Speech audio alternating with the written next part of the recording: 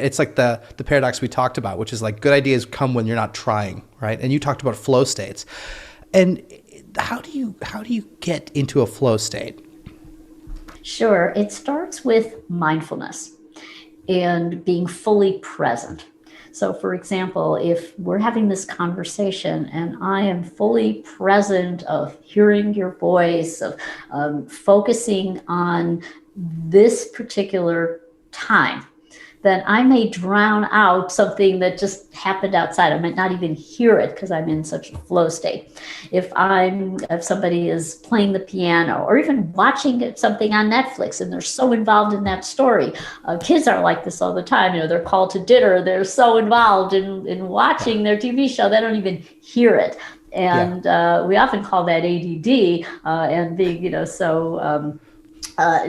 but it's also we need that for the to really enjoy, to be fully engaged.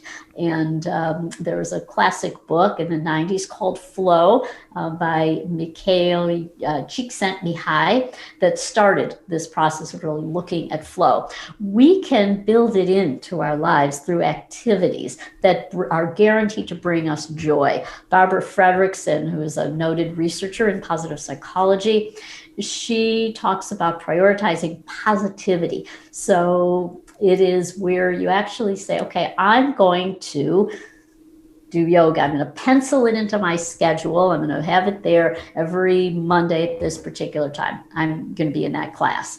And you're doing it because it's guaranteed by the time you're through with that yoga practice, you're going to feel happy. You're going to be in a good mood.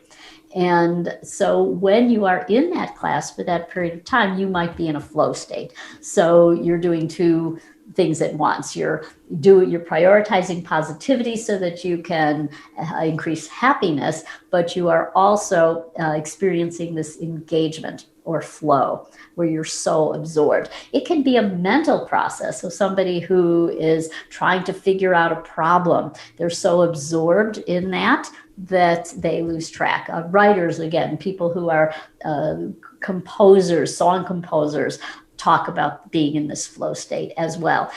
So it can be intrapersonal. It can be just within you, like you're playing the piano and you're so involved, or it can be interpersonal. You're having a brainstorming session with work colleagues, and you're all like on fire, generating ideas. So you're connected, or a romantic relationship where you're totally in sync and in flow.